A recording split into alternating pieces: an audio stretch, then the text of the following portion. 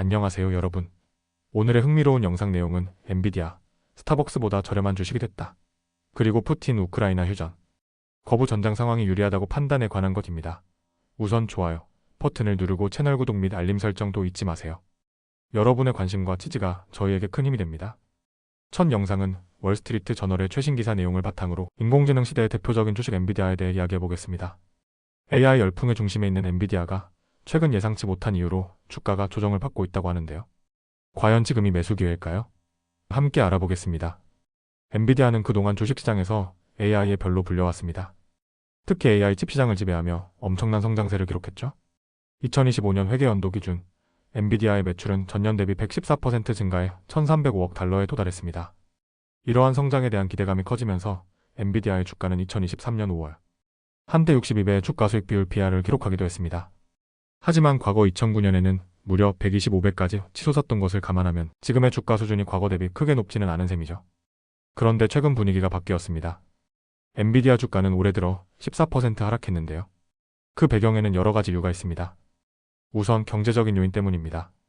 최근 트럼프 대통령의 무역 정책과 정부, 고용 감축 등의 이슈로 인해 경기 침체 가능성이 제기되면서 투자자들이 기술주에서 발을 빼고 있습니다. 나스닥 종합지수는 올해 8.7% 하락했으며 투자자들은 위험 회피 심리 속에서 상대적으로 안전한 자산으로 이동하는 모습입니다. 또한 미국 정부의 반도체 수출 규제가 강화될 가능성이 제기되면서 AI 칩을 수출하는 엔비디아의 사업에 제약이 생길지도 모른다는 우려가 커지고 있습니다. 엔비디아의 주가 하락은 단순한 숫자가 아니라 기업의 가치 평가에도 변화를 가져왔습니다. 현재 엔비디아의 주가는 향후 12개월 예상 순이익의 23.3배로 거래되고 있습니다. 이 수치는 엔비디아의 5년 평균 40배보다 훨씬 낮은 수준이며 2025년 초 31.2배에서 크게 하락한 것입니다. 이제 엔비디아는 다른 업종의 대형주보다도 저렴한 주식이 되었습니다. 예를 들면 소비재 기업인 스타벅스 30.5배, 화장품 브랜드 에스티로더 33.5배, 유통업체 월마트 32.8배보다 PER이 낮아진 상황입니다. 그뿐만 아니라 엔비디아는 과거 AI 시장을 이끌었던 매그니피센트 세 분 가운데 두 번째로 저렴한 주식이 되었습니다. 이 그룹에서는 검색 엔진 및 클라우드 분야에서 강세를 보이는 구글 17.9배만이 엔비디아보다 저렴하죠.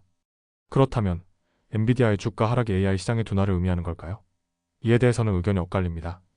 부정적인 전망을 가진 사람들은 AI 칩 시장 경쟁, 심화와 데이터 센터 지출 둔화를 주요 위험 요소로 지적합니다. 특히 AMD 같은 경쟁사들이 시장 점유율을 확대하려 하고 있기 때문에 엔비디아가 지금처럼 독점적인 위치를 유지할 수 있을지 불확실하다는 것이죠.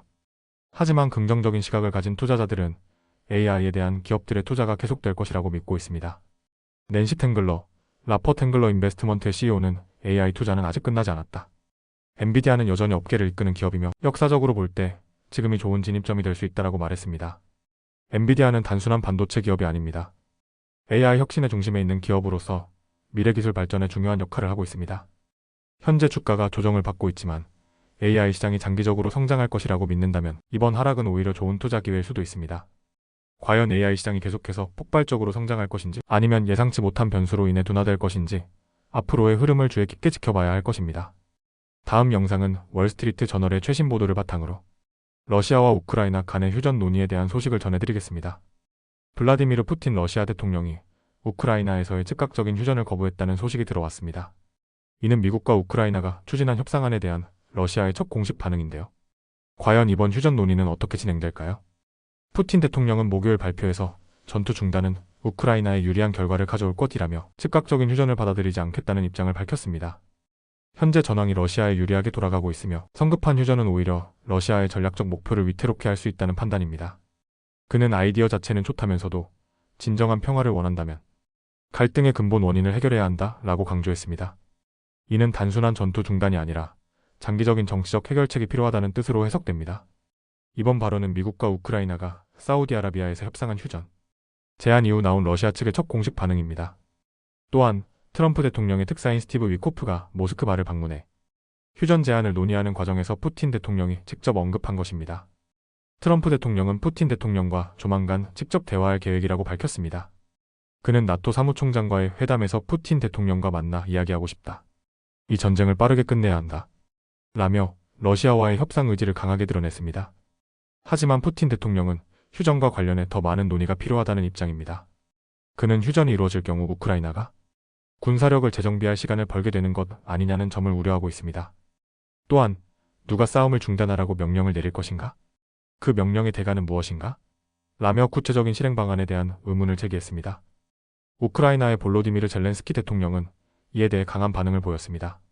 그는 푸틴은 트럼프 대통령에게 전쟁을 계속하고 싶다고 직접 말하는 것이 두려운 것이라며 러시아는 항상 이런 방식으로 이를 지연시키고 합리적인 해결책을 불가능하게 만든다라고 비판했습니다.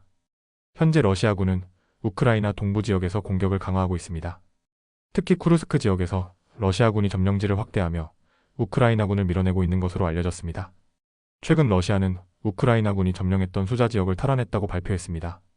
이곳은 우크라이나군이 군수품을 보급하는 중요한 물류 거점이었으며 이를 빼앗긴 것은 키이우 입장에서 큰 타격으로 평가됩니다. 푸틴 대통령은 쿠르스크 지역의 상황은 완전히 러시아의 통제하에 있다고 선언하며 우크라이나가 계속해서 밀려날 것이라고 주장했습니다. 이에 대해 우크라이나 측은 전투가 심화되면서 수자는 사실상 파괴됐다며 병력을 보다 유리한 위치로 이동시키겠다는 계획을 밝혔습니다. 푸틴 대통령이 휴전 협상에 즉각 응하지 않는 이유는 무엇일까요? 전문가들은 러시아가 전장에서 더 많은 이점을 확보한 후 협상에서 유리한 위치를 차지하려는 전략을 쓰고 있다고 분석합니다. 러시아는 이미 우크라이나 영토의 18% 이상을 점령하고 있으며 이 지역을 협상의 카드로 활용하려는 의도가 강합니다. 푸틴 대통령은 러시아가 점령한 영토에서 러시아의 문화적 영향력을 유지하고 우크라이나의 북대서양 조약기구 가입을 막는 정책을 추진하고 있습니다. 이에 대해 러시아 전문가 콘스탄틴 소닌 교수는 푸틴은 전혀 압박을 느끼지 않는다. 그는 자신이 이기고 있다고 생각하고 있으며 트럼프 대통령도 그의 전략에 큰 영향을 미치지 못할 것이라고 분석했습니다. 현재 우크라이나는 계속되는 전투로 인해 병력과 자원의 부담이 커지고 있는 상황입니다. 쿠르스크 지역에서의 손실이 계속되면 우크라이나는 전선 유지에 어려움을 겪을 가능성이 큽니다. 우크라이나군 최고사령관 올렉산드르 시르스키는 최우선 과제는 병사들의 생명을 지키는 것이라며 필요하다면 전선을 조정할 수도 있다고 밝혔습니다. 한편 미국과 유럽 국가들은 우크라이나에 대한 군사적 지원을 재개하는 방안을 검토하고 있는 것으로 알려졌습니다. 미국은 우크라이나가 휴전 협상에 동의할 경우 군사 지원을 강화할 계획이라고 밝혔습니다. 푸틴 대통령이 즉각적인 휴전을 거부하면서 전쟁이 단기간에 끝나기는 어려울 것으로 보입니다. 러시아는 전장에서 추가적인 이점을 확보한 뒤 협상에서 우위를 점하려 하고 있으며 우크라이나는 이를 저지하기 위해 국제사회의 지원을 요청하고 있습니다. 이런 가운데 트럼프 대통령이 직접 개입해 협상을 추진하려 하지만 푸틴 대통령이 쉽게 양보할 가능성은 낮아 보입니다. 과연 이 전쟁은 어떤 방향으로 흘러갈까요? 러시아와 우크라이나 그리고 국제사회의 움직임을 계속해서 지켜봐야 할 것입니다. 오늘은 여기까지입니다. 다음 영상에서 더 유익하고 흥미로운 내용으로 찾아뵙겠습니다. 이 영상은 투자 의견이 아닙니다. 매우 감사합니다.